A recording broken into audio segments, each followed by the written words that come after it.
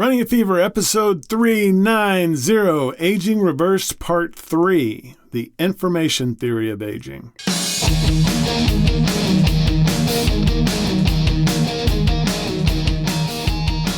Welcome to Running a Fever. My name's Michael Davis, and this is a podcast about fitness, diet, and medicine. The goal is to live a long, healthy, happy, active life right up to the very end. Now, if that's your goal too, then you're in the right place, and we'll just get there together, okay? We're getting deeper into our series on aging reversed. As I say at the beginning of every episode, my goal is to live a long, healthy, happy, active life right up to the very end. This year, I want to focus more on these simple topics, and this series is about the long part. I take my inspiration from the book Lifespan by David Sinclair, which, if you have the stomach for some deep technical stuff, I recommend you read. The theory is that aging can be halted or even turned in reverse if we devote enough resources to the effort. That's what this series is trying to decode for you. In this episode, we'll introduce the information theory of aging and explore how aging is viewed as a loss of information in our epigenome and the science behind it. The epigenome is what regulates gene expression. It's not part of the DNA, but consists of genetic markers which determine whether genes are switched on or off. For example, a study in mice suggested that a fear response could be passed down from parent to child through epigenetic changes. David Sinclair is the geneticist who came up with the information theory of aging. The basis for the theory starts with the enzymes called sirtuins, which are responsible for turning genes on and off. They're very powerful, and when working properly, can protect us against major diseases such as diabetes, heart disease, Alzheimer's disease, osteoporosis, and cancer. They reduce the inflammation that causes atherosclerosis, metabolic disorders, ulcerative colitis, arthritis, and asthma. They also require a molecule called nicotinamide adenine dinucleotide, or NAD. As we age, we lose NAD, sirtuins fail, and our resistance to those diseases increases. There are other enzymes performing similar functions.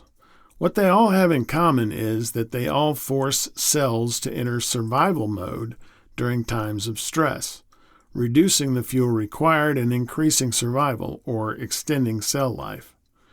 There are ways to induce this stress and put our cells in survival mode without damaging our cells. We'll learn more about sirtuins and other enzymes that control genes in the next episode.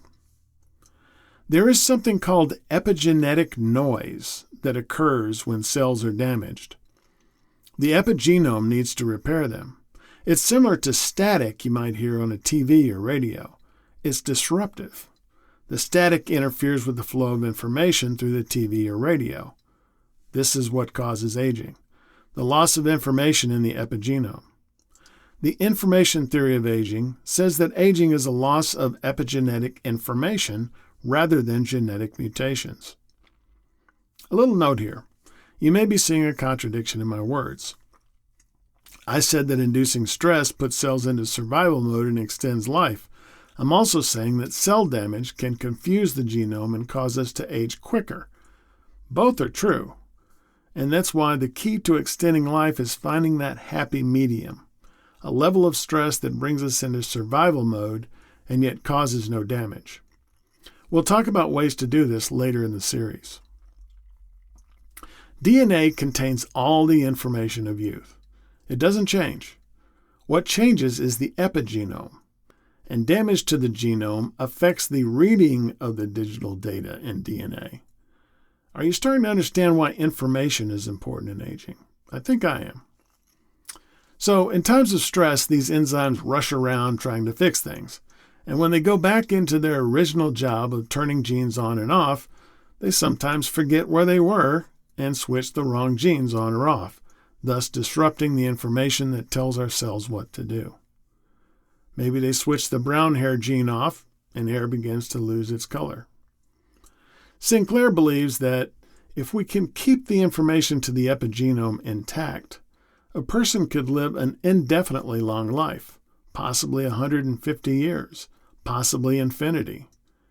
I hope he's right, because time is the most valuable resource there is. Some people disagree, and we'll get into that anon. The information theory of aging may be the key to understanding aging enough to reverse it. If the information generally lost over time out of the epigenome can be restored, all the right genes turned on or off, a body could become good as new. Of course, it's only a theory supported by a few experimental results. But wouldn't that be something? Next time, we'll talk more about sirtuins, NAD, and the longevity genes. I hope you enjoyed this one, and if all this information flew over your head, be sure to check out the blog at runningafever.com/390. And if you had the fever, keep it burning, and if not, catch the fever, and I will see you next time on Running a Fever.